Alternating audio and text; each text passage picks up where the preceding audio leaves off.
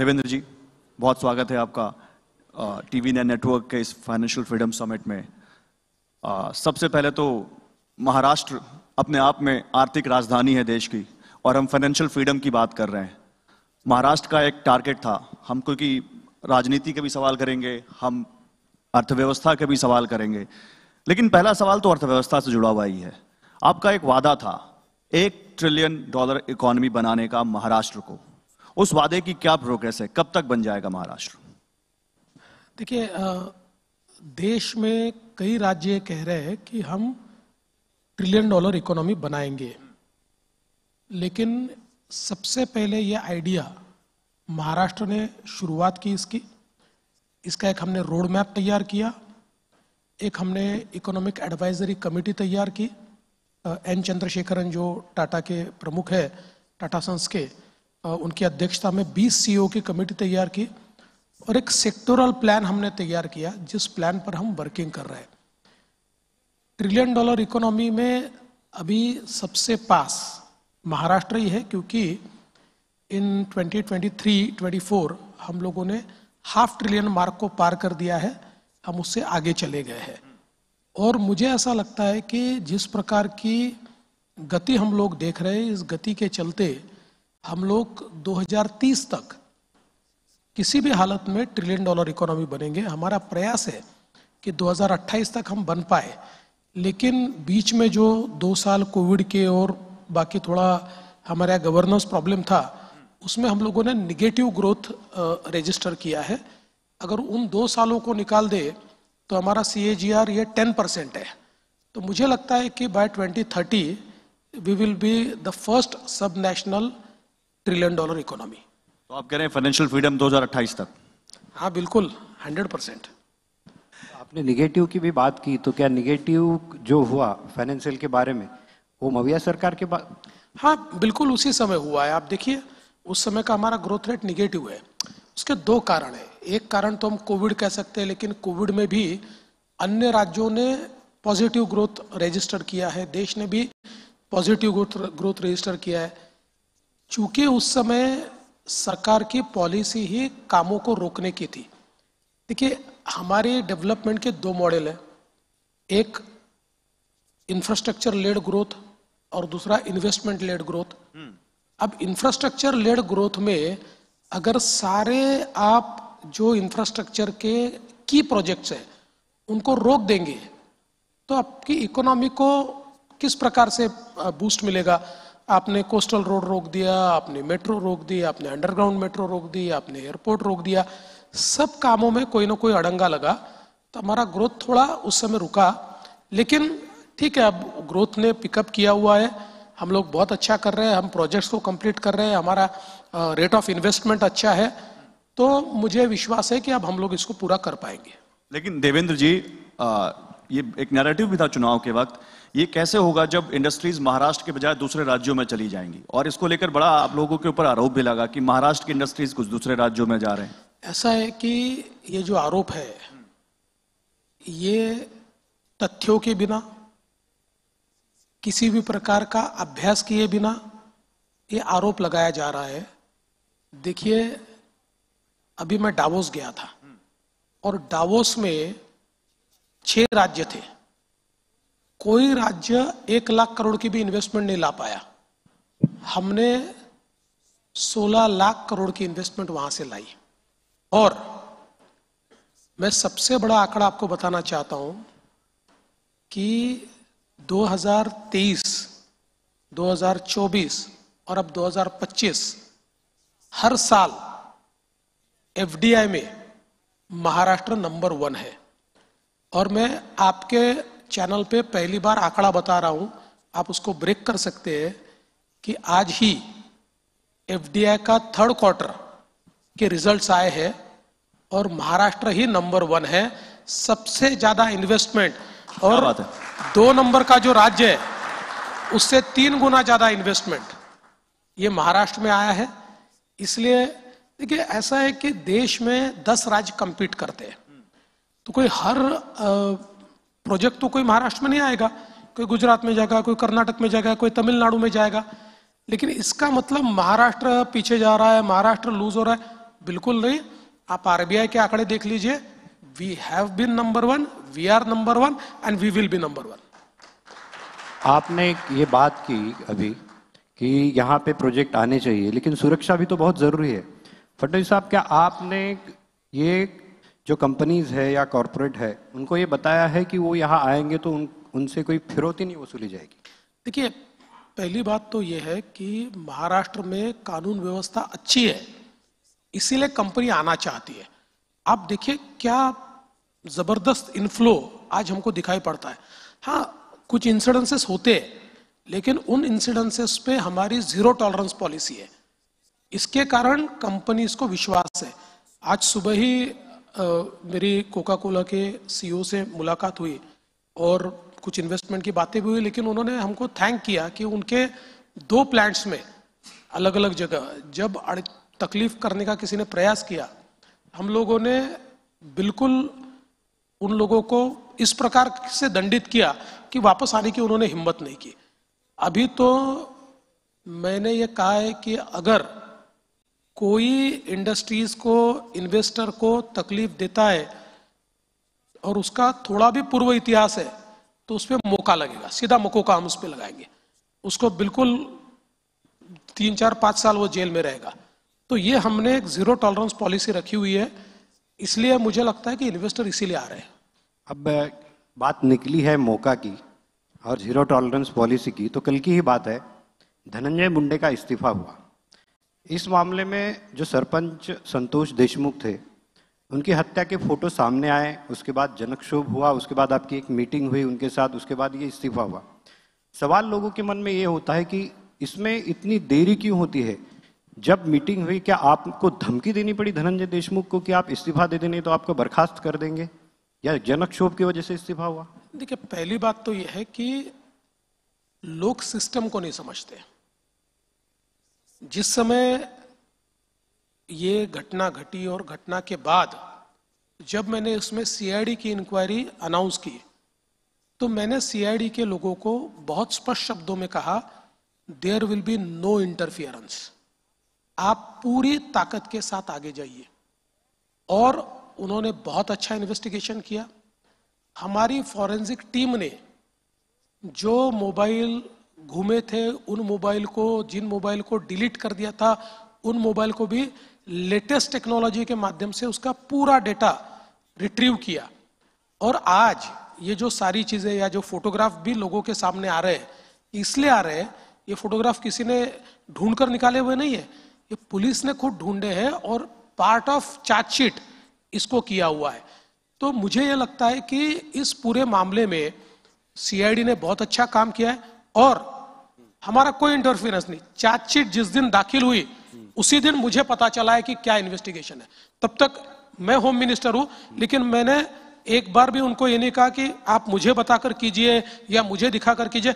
Informally भी मैंने कोई भी उस चार्जशीट के बारे में उनके साथ आपने फोटो भी नहीं देखे थे? बिल्कुल नहीं, वो चार्जशीट दाखिल होने के बाद ही मैंने देखे, क्योंकि इसमें यह जरूरी था, अगर मैं उसको सैनिटाइज करूंगा तो दूसरा कोई हिम्मत ही नहीं करेगा, तो दूसरे किसी की हिम्मत भी नहीं थी। और कई बार लोग ये नहीं समझते। अब जैसे उज्ज्वल निकम जी जो हमारे देश के सबसे बड़े क्रिमिनल लॉयर है, उज्ज्वल निकम जी से हमने बातचीत की, उन्होंने हाँ कहा। उसके बाद हम लोगों ने उज्ज्वल निकम जी को अपॉइंट करने में देरी क्यों की?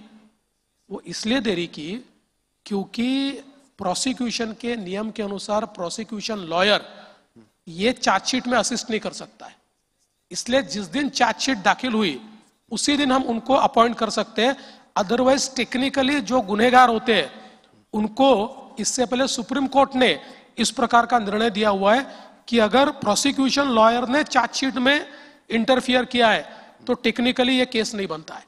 तो ये लोगों को समझता नहीं है। लोग रोज हम पर आरोप लगाते हैं, आपने उसको अपॉइंट क्यों नहीं किया, आपने लेट क्यों अपॉइंट किया।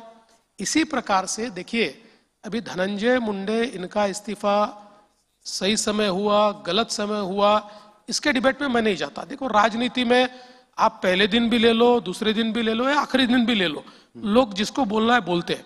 हाँ, हमने एक बहुत स्पष्ट भूमिका उसमें रखी कि जिस प्रकार के ये फोटोज सामने आए हैं, जिस प्रकार की हत्या हुई है और हत्या में जिसको मास्टरमाइंड माना है वो अगर मिनिस्टर के इतने करीबी है तो फिर मिनिस्टर ने नैतिकता के आधार पर इस्तीफा देना चाहिए। मुझे लगता है अल्टीमेटली कोएलिशन पॉलिटिक्स है, कभी कभी इसमें निर्णय को थोड़ा टाइम भी लगता है, लेकिन फर्मली हमने इसको डील किया है और उन्होंने इस्तीफा दिया है। लेकिन आपने मेरे सवाल का जवाब नहीं दिया। मैंने पूछा था कि आप धनंजय मुंडे को आपने धमकी दी कि आप उनको बर्खास्त करेंगे, उसके बाद ये इस्तीफा हुआ है। देखिए, मैंने जो कहना था वो बहुत साफ शब्दों में आपको कह दिया, इससे आगे कहना उचित भी नहीं है। आप डिनाई नहीं कर रहे हैं? इससे आगे कहना उचित ही नहीं है।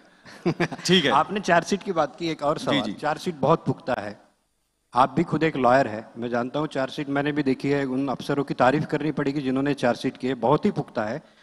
लेकिन चार्जशीट में एक बात कही गई है फडणवीस जी कि ये जो कुछ हुई हत्या संतोष देशमुख की वो फिरौती के लिए हुई, फिरौती से सब कुछ शुरू हुआ और उसके बाद हत्या हुई। यानी कि फिरौती के मामले में जो आरोपी है वही आरोपी हत्या के मामले में है।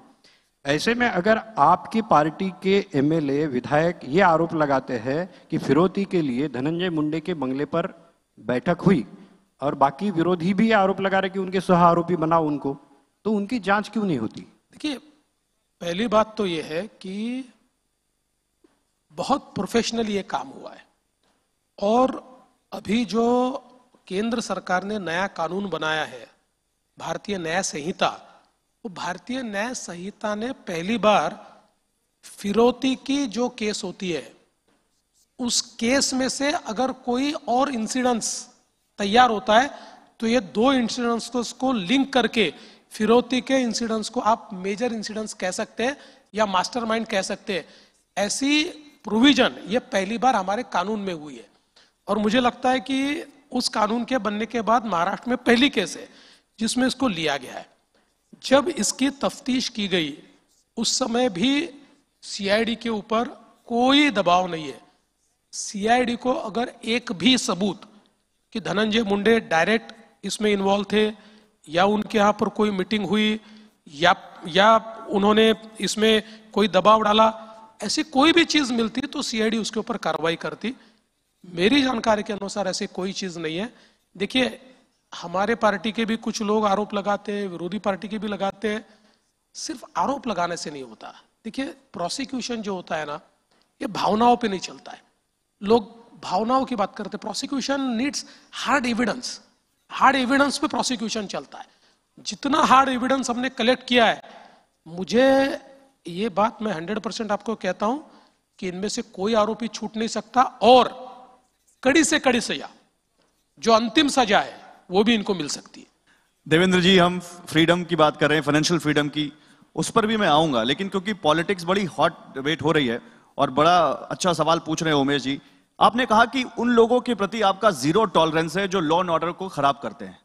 उन लोगों के प्रति कितना % टॉलरेंस है आपका जो औरंगजेब को बहुत ज्यादा यहाँ पर लाइमलाइट में रखते हैं, बड़ी तारीफ करते हैं उसकी और बड़ा उसको अच्छा बताते हैं? उनको आज ही सस्पेंड कर दिया गया है। और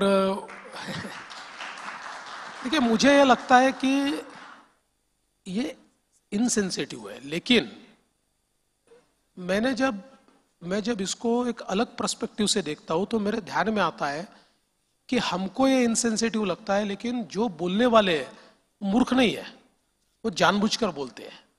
वो एक प्रकार से एक रिफ्ट तैयार करना चाहते हैं।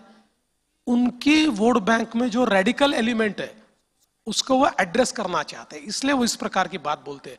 नहीं तो ये दुनिया को मालूम है कि जिस प्रकार से औरंगजेब ने हिंदुओं के मंदिरों को तोड़ा, जिस प्रकार से हिंदुओं का कत्लेआम किया, जिस प्रकार से केवल हिंदुओं पर कर लगाए, जिस प्रकार से हिंदुओं की माताओं बहनों को प्रताड़ित किया, ये सारी चीजें। और इसमें सबसे खराब अगर कोई चीज होगी तो जिस प्रकार से औरंगजेब ने छत्रपति संभाजी महाराज को तड़पा पर मारा। छत्रपति संभाजी महाराज, जिनके बारे में कहते देश धर्म पर मिटने वाला शेर शिवा का छावा था, महापराक्रमी परम प्रतापी एक ही शंभु राजा था। 9 साल संभाजी महाराज उनसे लड़ते रहे।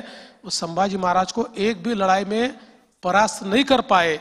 धोखे से पकड़ा और उनको जिस प्रकार से मारा, जिस निर्ममता के साथ छत्रपति संभाजी महाराज की उन्होंने हत्या की, जी। भारत के लिए और भारतीय मुसलमान के लिए भी औरंगजेब कभी हीरो नहीं हो सकता। आप मुझे बताइए, इस देश में एक परंपरा है, हमारे राजाओं की परंपरा देख लीजिए, समझ लीजिए प्रभु श्री राम है, उनको तो हम भगवान मानते हैं, या श्री कृष्ण मान लीजिए, या उसके बाद के भी हमारे राजा मान लीजिए, शिवाजी महाराज है, संभाजी महाराज है, इन सब के नाम लोग अपने बच्चों के रखते हैं जी। एक औरंगजेब नाम का आप लड़का दिखा दीजिए अभी, एक मुसलमानों का भी हीरो नहीं हो सकता औरंगजेब, आपको एक मुसलमानों में भी औरंगजेब नाम का आदमी नहीं मिलेगा। तो ऐसे समय औरंगजेब का महिमा मंडन ये करना नहीं, बिल्कुल गलत है। तो आप जब कह रहे हैं कि वो बिना सोचे समझे नहीं कह रहे हैं, हाँ बिल्कुल, उसके पीछे उनकी सोच है 100। देखिए तो वो क्या सोच है? वो ये जो सोच है ना, ये समाजवादी पार्टी जो यूपी में भी चुनाव लड़ने वाली है आने वाले दिनों में, इनको अब ये लगता है कि तुष्टीकरण की नीति से अगर हम लोग जो हमारे माइनॉरिटी के लोग हैं उनको रेडिकलाइज करेंगे और उनको वोट बैंक के रूप में इस्तेमाल कर पाएंगे, तो जो एक प्रकार से लोकसभा के समय उन्होंने यूपी में किया, उनको लगता है उसको रिपीट कर पाएंगे, लेकिन अब ये होने वाला नहीं है। नहीं, लेकिन अखिलेश यादव खुलकर अपने विधायक के समर्थन में आ गए हैं। वो ये कह रहे हैं कि सच पर कोई निलंबन से सच की जुबान पर कोई लगाम नहीं लगा सकता। ये उनकी नकारात्मक सोच का बचपना है। आजाद ख्याल कहे आज का, नहीं चाहिए भाजपा। मुझे लगता है कि अखिलेश यादव, मैं उनको अपील करता हूं, मैंने तो उनका स्टेटमेंट पढ़ा नहीं, आप जो बता रहे वही स्टेटमेंट है, अगर ये स्टेटमेंट उनका है तो मैं अखिलेश यादव को अपील करता हूं कि वो ये बता दे कि उनके पुरखे शिवाजी महाराज को मानने वाले हैं, वो शिवाजी महाराज को मानने वाले हैं, वो शिवाजी महाराज की विरासत को मानने वाले हैं, या उनको औरंगजेब की विरासत चाहिए। औरंगजेब की विरासत को मानने वाले अगर वो होंगे तो ऐसा स्टेटमेंट कर सकते हैं। अगर इतना सा भी उनके खून के कतरे में छत्रपति शिवाजी महाराज के जज्बात होंगे तो ऐसी बात वो नहीं कर सकते। एक सवाल इसी से जुड़ा और जोड़ लूं, फिर उमेश भाई आप भी पूछेगा, क्योंकि इसी पर रिएक्शन उत्तर प्रदेश के सीएम योगी आदित्यनाथ जी का आया है। उनका कहना है कि औरंगजेब को हीरो बताने वाले को यहां रहने का अधिकार नहीं है, और वो कह रहे हैं कि जो वहां जिन्होंने कहा है उनको पार्टी से निकाल देना चाहिए, और उत्तर प्रदेश को ऐसे लोगों का इलाज करना आता है। तो आता तो आपको भी होगा। हमने तो इलाज कर दिया। केवल सस्पेंशन या उसके आगे भी कुछ? देखिए, हम तो लोकतंत्र में रहने वाले लोग हैं, तो लोकतांत्रिक तरीके से जो इलाज कर सकते थे उसको कर दिया। अभी उससे आगे कोई नेशनल चैनल पे तो नहीं बोला जाता। अगला इलाज अगर कुछ करना भी है, कुछ है मतलब, तो नेशनल चैनल पे थोड़ी इलाज होता है। कुछ है, चल रहा है। फडणवीस जी, आप पहले भी छत्रपति शिवाजी महाराज का आप इतना आदर करते, पहले भी आप हमारे यहाँ आए थे तो सूरत की लूट का मामला निकला था, आपने कहा कि उनके नाम के सामने लूट शब्द नहीं होना चाहिए। लेकिन महाराष्ट्र में तो कुछ लोग ऐसे भी हैं, जैसे कोरटकर जैसे लोग, जो आपका नाम लेकर धमकियां भी देते हैं और छत्रपति शिवाजी महाराज के बारे में कुछ गलत बातें भी कहते हैं। तो ये लोग आपको दिक्कतें पैदा नहीं कर रहे? देखिए, एक तो पहली बात, कोरटकर से हमारा क्या वास्ता, वो तो पत्रकार है, सबके साथ फोटो निकालता है, सबके यहाँ घूमता है, और उन्होंने जो किया है वो मूर्खता भी है और ऐसी बातों का समर्थन भी नहीं हो सकता, और ऐसे लोगों को माफ करने का कोई सवाल नहीं उठता। ठीक है, उन्होंने अभी कोर्ट वोट से कोई ऑर्डर लिया होगा, हम ऊपर के कोर्ट में जाएंगे, लेकिन इस बात के लिए उनको दंडित किया जाएगा। दूसरा सवाल मेरा ये है, पहले एक मंत्री की बात की थी मैंने, दूसरे एक मंत्री है मानिकराव कोकाटे, जिनको 2 साल की सजा हुई, बावजूद इसके वो मंत्रिमंडल में है। तो सवाल जब उठते हैं कि दोषी मंत्री विधानसभा में कैसे, विरोधी तो सवाल उठाएंगे। विरोधी सवाल उठाएंगे, उनको पूरा अधिकार है, लेकिन आज ही कोर्ट ने उनकी जो सजा है उसको स्थगित कर दिया है, और हमारा जो रिप्रेजेंटेशन ऑफ पीपल एक्ट, इसमें सेंटेंस सस्पेंड हुई तो आपका पद जाता है, लेकिन सजा अगर स्थगित हुई तो आपका पद नहीं जाता, इसलिए उनका पद नहीं जाएगा। और to be fair to him, जो उनके खिलाफ निर्णय आया है उस निर्णय में एक चीज को दरकिनार किया गया, और वो चीज ये थी कि इसी मामले में, जिस मामले में उनको दोषी करार दिया गया, ये मामला सिविल कोर्ट में चला और सिविल कोर्ट ने उनके साइड से निर्णय दिया है। सिविल कोर्ट ने स्पष्ट रूप से कहा है कि इन्होंने नियमों में रहकर यह सारा व्यवहार किया है, नियमों के बाहर जाकर नहीं किया। तो क्रिमिनल कोर्ट ने सिविल कोर्ट के ऑर्डर को दरकिनार करते हुए उसी चीज के लिए उनको दोषी ठहरा। इसीलिए वो जब ऊपर के कोर्ट में गए तो ऊपर के कोर्ट ने उसको स्टे दे दिया है। तो मुझे लगता है अब ये मामला समाप्त हो चुका है। चलो ठीक है, पहले मंत्री हो गए मुंडे, दूसरे हो गए मंत्री हो गए कोकाटे। ये दोनों भी मंत्री आपके पार्टी के नहीं है, दोनों भी अजीत दादा की पार्टी राष्ट्रवादी के मंत्री है, आपके साथ गठबंधन में है। लेकिन जब गठबंधन के जो सहयोगी है उनके मंत्री इस तरह की गलतियां करती है तो भाजपा को उसका खामियाजा भी भुगतना पड़ता है और टारगेट आप होते हैं। देखिए, मुख्यमंत्री तो टारगेट होगा ही, लेकिन मैं आपको एक कहता हूं, दो चीजें बिल्कुल अलग है।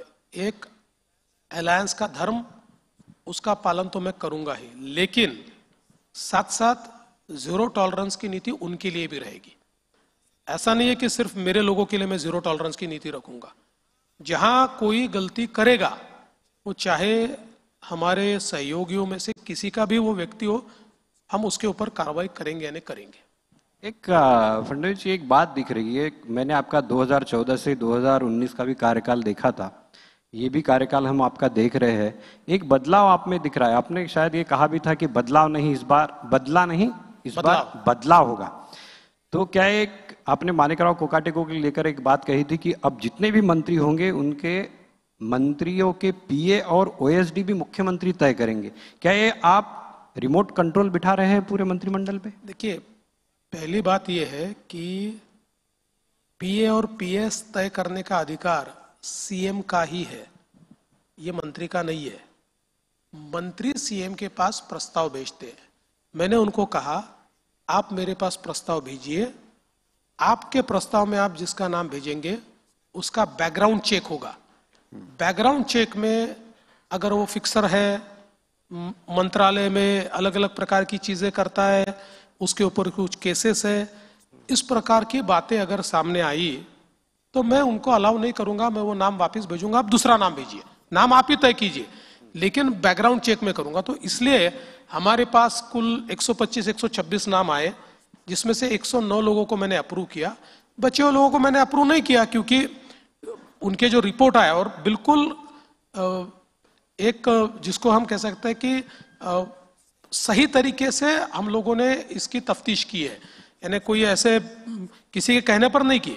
इसमें हमने आईबी से कुछ रिपोर्ट लिया है, हमारे सीओआई से कुछ रिपोर्ट लिए हैं। ऐसे रिपोर्ट लेने के बाद जहां ध्यान में आया कि इनकी इंटीग्रिटी नहीं है ठीक, वापस भेज दिया। मतलब ये तो ये हो गया कि सीएमओ से अगर किसी को मंत्री का पीए या ओएसडी भी बनना है तो एक कैरेक्टर सर्टिफिकेट मैंडेटरी है। बिल्कुल, क्यों नहीं होना चाहिए? हाँ, अरे भाई, मेरे को अगर कैरेक्टर सर्टिफिकेट मैंडेटरी है, मेरा कैरेक्टर खराब होगा तो आप मुझे सीएम रखोगे? हाँ। तो मेरे पीए को कैसे कैरेक्टर सर्टिफिकेट की जरूरत नहीं? बिल्कुल है, रखना ही पड़ेगा। मतलब आप अपनी जो मिस्टर क्लीन की इमेज थी पहले, उसको बरकरार रखना चाहते हैं? सवाल मिस्टर क्लीन का नहीं है, सवाल इतना ही है कि लोगों ने हमको अनप्रेसिडेंटेड मैंडेट दिया है। बिल्कुल, और अनप्रेसिडेंटेड मैंडेट में अगर हम लोग जनता की जगह अपना विचार करेंगे, अगर हम विकास की जगह केवल कुछ लोगों के लाभ का काम करेंगे तो जनता हमको कभी माफ नहीं करेगी। और विशेष रूप से मैंने खुले रूप से कहना नहीं चाहिए, फिर भी कह देता हूं कि जिस समय मैं आदरणीय प्रधानमंत्री जी से मिला था, 14 में भी और 24 में भी, चुनाव के बाद एक फॉर्मल मीटिंग होती है या आप जब कॉल ऑन करने जाते हैं, तो मैंने उनको दोनों समय जब पूछा कि आपकी अपेक्षा क्या है, उन्होंने कहा देखो, महाराष्ट्र एक बहुत विकसित होने वाला राज्य है, ये बहुत ताकतवर राज्य है, महाराष्ट्र अच्छा चलेगा तो देश अच्छा चलेगा, आप लोगों से यही अपेक्षा है कि ट्रांसपेरेंट गवर्नेंस लाइए। 14 में भी कहा था, 24 में भी कहा है। तो ट्रांसपेरेंट गवर्नेंस, ये देखिए ऐसा नहीं है, इतना बड़ा काम चलता है, गलतियां होगी, कुछ लोग गलतियां करेंगे, लेकिन गलतियों को दबाने का प्रयास नहीं होगा। हम गलतियां अगर होगी तो गलतियों को ठीक करें। क्या बात है देवेंद्र जी, क्योंकि आपने बदलाव की बात कही कि बदला नहीं बदलाव आएगा, और बदलाव इंफ्रास्ट्रक्चर के नए प्रोजेक्ट से भी बहुत आता है, देश की इकोनॉमी में, राज्य की इकोनॉमी में, शहर की इकोनॉमी में। कोस्टल रोड हो गया, मेट्रो हो गई, अटल सेतु हो गया। अब देवेंद्र फडणवीस जी की सरकार का अगला बड़ा इंफ्रास्ट्रक्चर प्रोजेक्ट क्या है जो देश की इकोनॉमी को, जो राज्य की इकोनॉमी को और शहर मतलब बल दे? जहां तक मुंबई और एमएमआर रीजन का सवाल है, तो 2-3 प्रोजेक्ट बहुत महत्वपूर्ण है, जिसमें अभी बांद्रा से वर्सोवा सीलिंग का काम चल रहा है। अभी वर्सोवा से मड़ तक एक सीलिंग जाएगी, जिसका हमने काम अभी हम शुरू करेंगे। दूसरा, वर्सोवा से भाईंदर एक सीलिंग जाएगी जी। और ये जो मड़ वाली सीलिंग है, ये मड़ से विरार तक जाएगी जी। तो कंप्लीटली देखिए, आप अगर देखेंगे तो मुंबई का 60% ट्रैफिक वेस्ट साइड है और वेस्टर्न एक्सप्रेसवे पर है। ये जो हमारी लिंक कंप्लीट होगी तो पूरे तरीके से वेस्टर्न एक्सप्रेसवे डीकंजेस्ट हो जाएगा। यानी आप आज अगर विरार जाना चाहते हो तो आपको 3 घंटा, 2.5 घंटा और पीक टाइम पर 4 घंटा भी लगता है।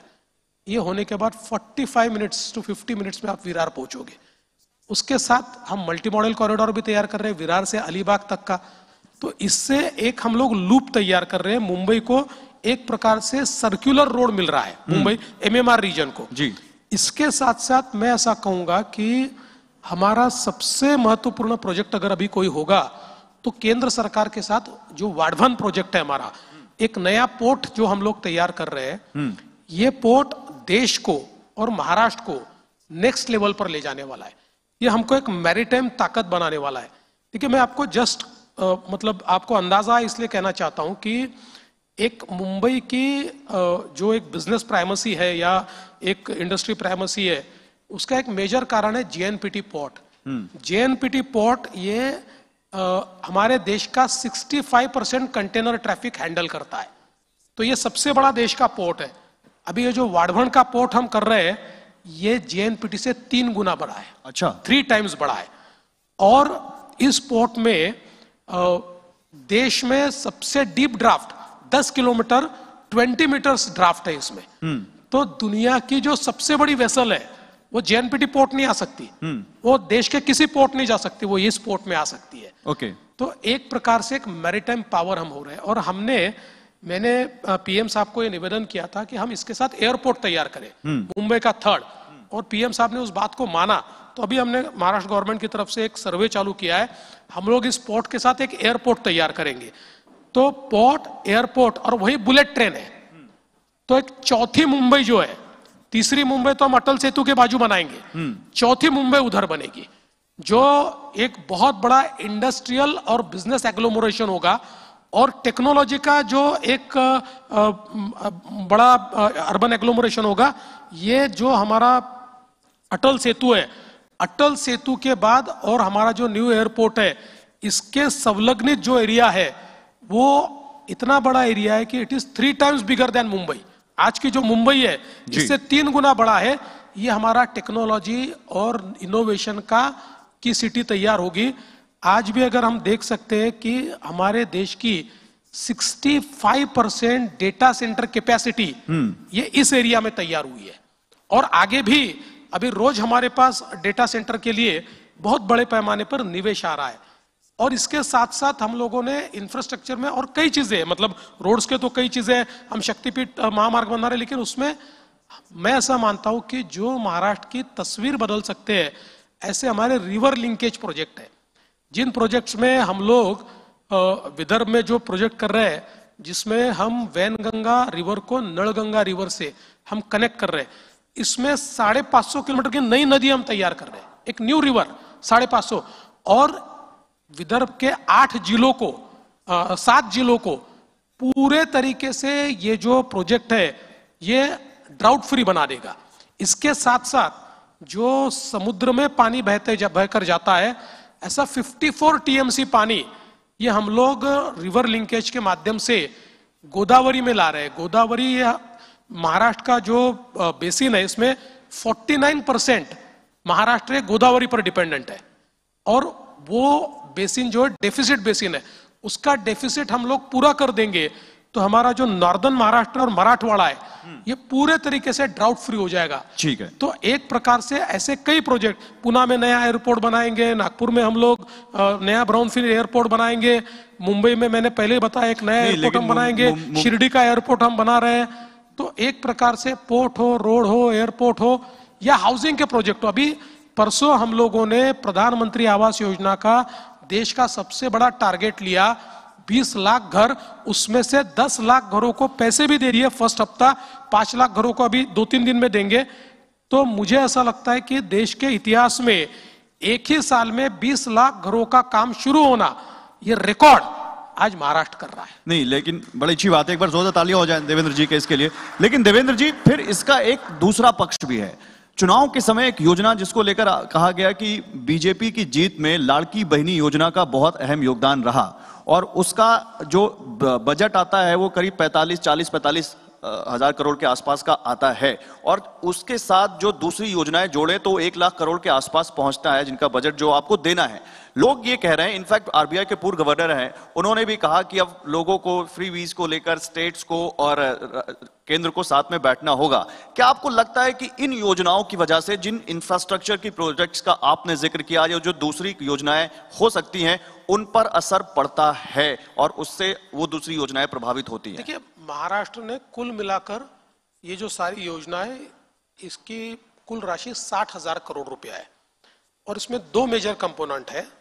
एक है हम लोग जो महिलाओं को 1500 रुपया महीना दे रहे हैं, और दूसरा हमने किसानों को जो बिजली का बिल है वो माफ कर दिया है। पहले जो किसानों की बात है उसमें हम लोगों ने ये सोच समझ कर किया है, क्योंकि हम लोगों ने अभी हमारे फीडर्स का सोलराइजेशन शुरू किया, और देश की सबसे बड़ी योजना हम लोगों ने तैयार की जी। जिस योजना में आज हम लोग 16,000 मेगावाट बिजली किसानों को देते हैं। 8 रुपए में हमको बिजली पड़ती है, किसानों को 1.25 रुपया हम लेते हैं, बचा हुआ सारा हम लोग उनको एक प्रकार से सब्सिडी देते हैं। इसमें आधी सब्सिडी, क्रॉस सब्सिडी, ये उद्योगों से आती है, आधी बजट से आती है जी। तो अब हम लोगों ने देश का सबसे बड़ा डिस्ट्रीब्यूटेड नेटवर्क शुरू किया सोलराइजेशन का, and by end of 2026 16,000 megawatt पूरी बिजली हमने अलग कंपनी तैयार की, ये हमारी सोलर से आ जाएंगे। अभी 3,000 मेगावाट का तैयार भी हो गया। तो इससे हमको फायदा ये होगा कि जो 8 रुपए की बिजली हमको पड़ती थी वो हमको 3 रुपए में पड़ेगी, तो हमारा 5 रुपया बच रहा है। तो ये जो 5 रुपया बच रहा है ये हम अब बजट में से हमको देना नहीं पड़ेगा। तो इसलिए हमारे लिए ये तो बड़ा आसान है कि जो हमने फ्री बिजली दी हुई है उसमें हमारा कोई नुकसान नहीं हो रहा, उल्टा हम लोग उसको रेवेन्यू न्यूट्रल कर पा रहे हैं जी। हाँ, जहां तक लाडली बहन का जो हमको 45,000 करोड़ रुपया देना पड़ रहा है, वो उसका एक स्ट्रेस निश्चित रूप से हमारे बजट पर आएगा। हम लोग ये प्रयास कर रहे हैं लेकिन कि ये केवल हमने पैसा दे दिया यहां तक सीमित न रहे। तो इसका एक बड़ा अच्छा प्रयोग किया हमारी बहनों ने, और नागपुर के अंदर बहनों ने साथ में आकर और एक स्मॉल सोसाइटी, क्रेडिट सोसाइटी तैयार की, और उन्होंने अपने 1,500 रुपए उसमें डालकर और 30 लाख रुपए जमा किए। अभी ये जो एक मॉडल तैयार हुआ है, इसी मॉडल को हम आगे ले जाना चाहते हैं। ये सारी बहनों को केवल पैसा लेने वाली नहीं, पैसा इन्वेस्ट करने वाली हम बनाएंगे, और इन्हीं में से हम लखपति दीदी तैयार करेंगे। हमने टारगेट किया है कि 1 करोड़ बहनों को हमको लखपति दीदी बनाना है। अभी हम 14-15 लाख बना चुके हैं, 1 करोड़ बहनों को बनाना है। तो ये पैसा भी केवल डोल्स के रूप में चला जाए यहां तक सीमित नहीं है, हमने उस पर भी एक अपनी नीति बनाई है। हाँ, ये जरूर है, इसमें मैं कोई दो राय नहीं मेरी कि इस प्रकार की जो योजनाएं हैं, ये योजनाएं आपका रेवेन्यू डेफिसिट भी बढ़ाती है, आपका फिस्कल डेफिसिट भी बढ़ाती है, लेकिन मुझे ऐसा लगता है कि इसका एक सोशल एंगल भी है, जिस एंगल को अगर हम देखें तो इससे एक महिलाओं को अधिकारिता भी मिलती है। तो अल्टीमेटली प्रोसेस तो 2 टाइप से होती है, एक आप इंफ्रास्ट्रक्चर तैयार करते हो, दूसरा आप सोशल सिक्योरिटी नेट तैयार करते हो। अब दोनों का बैलेंस स्ट्राइक करने की कोशिश कर रहे हैं। नहीं तो इसी में एक छोटा सा सवाल, तो क्या आने वाले समय में आप क्या इस योजना में कुछ ट्वीक कर सकते हैं, कुछ चेंज कर सकते हैं? क्योंकि अभी कुछ महिलाओं को 5 लाख महिलाओं को निकाला गया है, और शायद कुल मिलाकर कुछ चेंजेस आ सकते हैं इसमें। 2 करोड़ 80 लाख महिलाएं उसमें है, 2 करोड़ 80 लाख जी जी। और चूंकि हम लोगों ने पहले स्क्रूटिनी नहीं की, पहले योजना रोल आउट की, तो अब जो ध्यान में आता है कि उसमें एक एलिजिबिलिटी क्राइटेरिया था कि 2.5 लाख से नीचे इनकम हो, उनके घर में कार ना हो, वो इनकम टैक्स पे ही ना हो। कुछ लोगों ने या कुछ इसको दरकिनार करते हैं उसका फायदा लिया है। तो अभी हम केवल इतना ही कर रहे हैं कि जो हमारे निकष है उसमें जो बैठते हैं उनको हम रखेंगे, क्योंकि हमको कल सीएजी को भी जवाब देना है। सीएजी हमको पूछने वाला है कि इन एलिजिबल लोगों को आपने कैसे दिया, तो इसलिए वही प्रोसेस चल रही है। इस प्रोसेस में कोई बहुत करोड़ लोग कम नहीं होने वाले, बहुत थोड़े लोग कम होंगे, थोड़ी बहनें कम होगी, लेकिन वो करना भी पड़ेगा। जी, थोड़ा राजनीति की तरफ लेके आता हूँ दोबारा वापस। अगर सब कुछ सही चलना है तो सब कुछ सही चलना चाहिए। बातें ये होती है कि एकनाथ शिंदे और बीजेपी के बीच कोल्ड वॉर चल रहा है। शिंदे जी को आपने मुख्यमंत्री नहीं बनाया, क्या बीजेपी ने उनको कोई वर्ड दिया था? क्योंकि बाद में वो काफी सारे नाराज से दिखाई दिए, गार्डियन मिनिस्टर हो, मंत्रिमंडल का बंटवारा हो।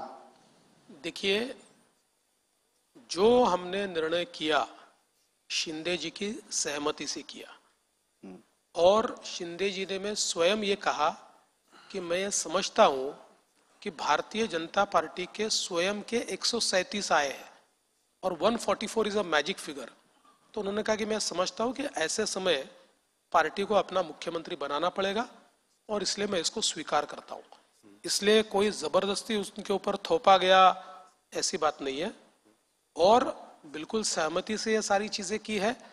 अभी क्या होता है, मैंने कई बार मेरे इंटरव्यूज में भी बताया, अब उसको अलग अलग प्रकार से मोड़ने का प्रयास होता है। जैसे एक मसलन मैं कहता हूं कि अब शिंदे जी थोड़े सीरियस टाइप के आदमी है, मैं कई बार हंसते रहता हूं, वो ओकेजन रहा तो ही हंसते हैं। अब जब मुख्यमंत्री थे तब भी हंसते नहीं थे, और अब मुख्यमंत्री नहीं है तब भी हंसते नहीं है। तब किसी ने कहा नहीं, अब लोग कहते देखो शिंदे जी तो हंसते ही नहीं है।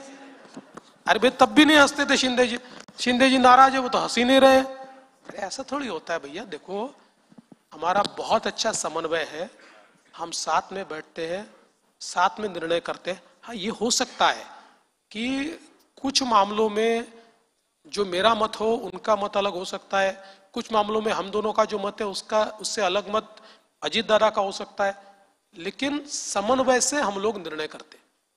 चलो, मुझे मालूम है आपको जाना है, आखिरी सवाल पूछूंगा एक आपका 2014 का कार्यकाल था, 5 साल का, तब आप नंबर 1 थे, उसके बाद आप नंबर 2 हुए, फिर आप नंबर 1 हुए। बस एक जानना है कि आप इस वक्त जिस तरह से काम कर रहे हैं महाराष्ट्र में, यानी कि अपनी मिस्टर क्लीन की छवि एक तरह से आप कुछ भी कहे, लेकिन उसका एक शिकंजा आप कसना चाहते हैं और मंत्रिमंडल को क्लीन रखना चाहते हैं। तो जब आदमी 2 नंबर होता है तब काफी सारी बातें सीखता है, ऐसा लगता है। तो उस 2.5 साल के कार्यकाल में शिंदे जी के आपने क्या सीखा? नहीं, केवल उस कार्यकाल में नहीं। देखिए, मैं कहता हूं कि मैं अपने आप को एक बहुत ही मैच्योर्ड स्टेज में आज पाता हूं।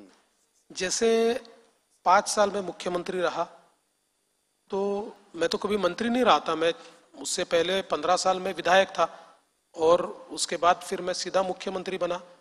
लेकिन 1 साल में मैंने पूरा पिक करके, मुझे ऐसा लगता है कि महाराष्ट्र में वो 5 साल आप देख लीजिए तो कई पैरामीटर्स पर हमने नए रिकॉर्ड तैयार किए, तो उसमें मुझे सीखने को मिला। उसके बाद मैं विपक्ष का नेता बना। विपक्ष का नेता बनना तो ये हमारा डीएनए में था, तो हमने सरकार को हिलाकर छोड़ दिया, तो उसमें भी कई चीजें सीखने को मिली।